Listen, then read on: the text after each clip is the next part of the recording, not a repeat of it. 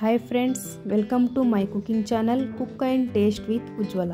ಇವತ್ತು ನಾನಿಲ್ಲಿ ಮೃದುವಾದಂತಹ ಬಾಯಲ್ಲಿ ಇಟ್ಟರೆ ಕರಗುವಂತಹ ಮತ್ತು ಇನ್ಸ್ಟಂಟಾಗಿ ಮಾಡ್ಕೊಳ್ಬೋದಾದಂತಹ ಪುಟಾಣಿ ಉಂಡಿನ ಹೇಗೆ ಮಾಡೋದು ಅಂತ ನೋಡ್ಕೊಂಬರೋಣ.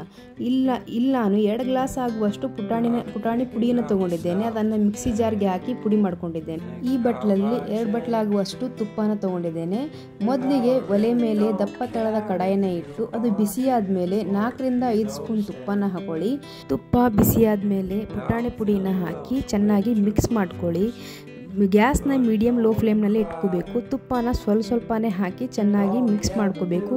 ಹೀಗೆ 5 ರಿಂದ 6 ನಿಮಿಷದವರೆಗೂ ಹುರ್ಕೋಬೇಕಾಗುತ್ತೆ. ನೋಡಿ, ಈ ಥರ ಕಲರ್ ಚೇಂಜ್ ಆಗಿ ಪರಿಮಳ ಬರೋವರೆಗೂ ಹುರ್ಕೋಬೇಕು.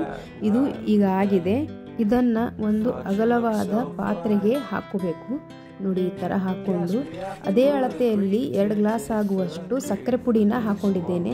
ಸ್ವೀಟ್ ಕಡಿಮೆ ಇಷ್ಟಪಡೋರು ಸ್ವಲ್ಪ ಕಡಿಮೆನೂ ಹಾಕ್ಕೋಬೋದು.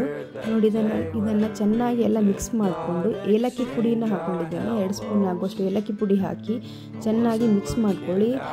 ಹದವಾಗಿ ಮಿಕ್ಸ್ ಮಾಡಿಕೊಂಡು ಈ ಥರ ಉಂಡೆ ಕಟ್ಟುವ ಹಾಗೆ ಮಿಕ್ಸ್ ಮಾಡ್ಕೋಬೇಕು. ನೋಡಿ, ಇದಕ್ಕೆ ಡ್ರೈ ಫ್ರೂಟ್ಸ್ನ ಆ್ಯಡ್ ಮಾಡಿಕೊಂಡು ಹೀಗೆ ಉಂಡೆಗಳನ್ನು ಮಾಡ್ಕೊಳ್ಳಿ. ಇವು ಬೇಸನ್ ಉಂಡೆ ಥರ ಟೇಸ್ಟ್ ಇರುತ್ತೆ, ಆದರೆ ತುಂಬ ಇನ್ಸ್ಟಂಟಾಗಿ ಮಾಡ್ಕೋಬೋದು. ಮನೆಯಲ್ಲೇ ಎಲ್ಲ ಸಾಮಗ್ರಿಗಳು ಇದ್ದರೆ 15 ರಿಂದ 20 ನಿಮಿಷದೊಳಗೆ ಈ ಸ್ವೀಟ್ನ ರೆಡಿ ಮಾಡ್ಕೋಬಹುದು. ನೋಡಿ, ಇದೇ ಥರ ಎಲ್ಲ ಉಂಡೆಗಳನ್ನು ಕಟ್ಕೊಂಡು ರೆಡಿ ಮಾಡ್ಕೊಂಡಿದ್ದೇನೆ. ತುಂಬ ಫಾಸ್ಟಾಗಿ ಆಗುತ್ತದೆ. ನೋಡಿ, ಮೃದುವಾದಂತಹ ಟೇಸ್ಟಿಯಾದಂತಹ ಪುಟಾಣಿ ಉಂಡೆ ರೆಡಿಯಾಗಿದೆ.